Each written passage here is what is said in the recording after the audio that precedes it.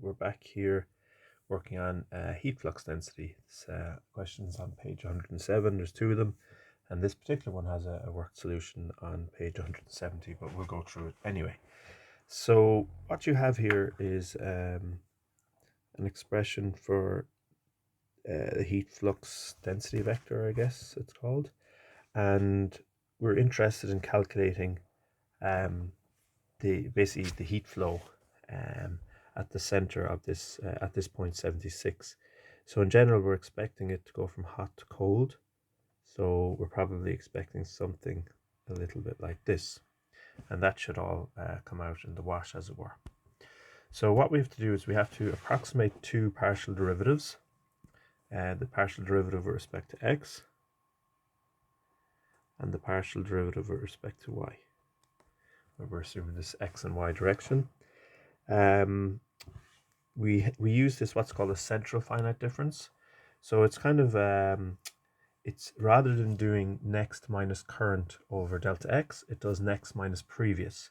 So rather than, say, if you wanted to approximate the rate of change in the x direction, rather than doing 87 over minus 76, so like an increase of 9 over distance delta x the whole time, we're assuming that the mesh is a distance delta x.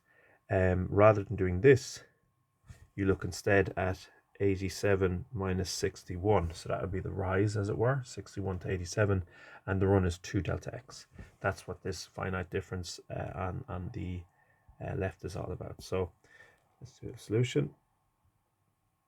So we can approximate the two partial derivatives. Maybe just before that, we'll just say this is like next I plus 1, the next y value, and I minus 1, it means the y value at the previous.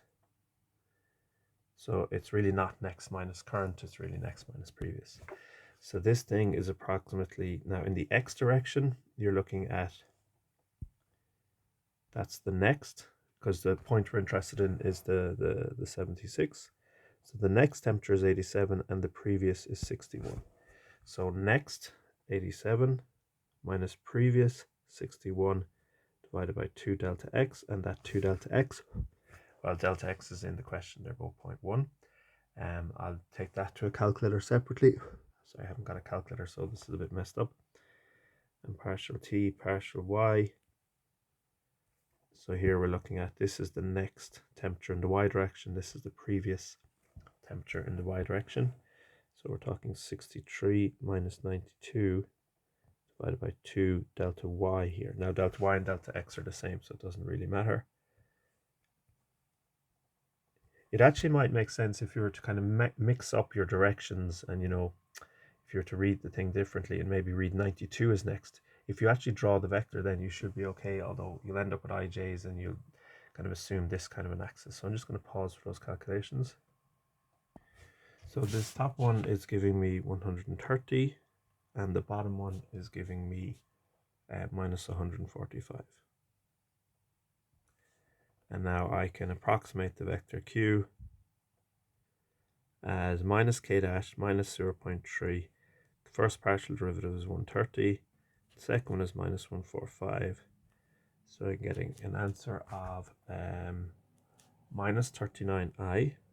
Well, let's just write minus 39 plus 43.5. And if we want, we can write that in terms of i's and j's. Minus 39i plus 43.5j. And it might make sense to write down your answer, kind of draw it. So it's going backwards in the x and up in the y and slightly more up in the y. So above 45 degrees, you're looking at something like that. That's supposed to be above 45 degrees. And that does make sense. You're seeing hot to cold in both senses. Okay, so that's that one. Okay, similar question. This one is on I think page 108. And we'll just proceed pretty quickly. So again, you approximate the partial derivatives with next minus previous. So in the x direction, next to 12 in the x direction is 13, previous is 11, so it's 13 minus 11 divided by 2 delta x, and delta x here is 0.1. Okay, and then even I can calculate that, that's 10. And then the partial derivative in the y direction. So the next temperature in the y direction is this, and the previous is this. So next is 3.9 minus 21 divided by 2 times 0.1, and we might go to a calculator for that. So this one turns out to be minus 85.5, and therefore we can approximate the heat flux density vector. So it's minus k dashed, which is minus 0.35, times the vector containing the two partial derivatives, 10 and minus 85.5. If we multiply that out, you will get minus 3.5, 29.925. That's exact. And then if you want, you can write that in terms of i's and j's. It might make it slightly easier to draw your answer, to kind of check your answer. Maybe you're missing a minus sign, like it should go from hot to cold.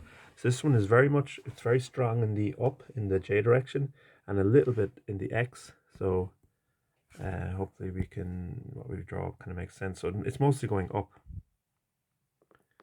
So something like that. So we see hot to cold very much. The bottom temperatures are hot, the top temperatures are cold, and a little bit of right to left because the temperatures are decreasing slightly. That's probably even exaggerated how much. Okay, so that's heat flux density.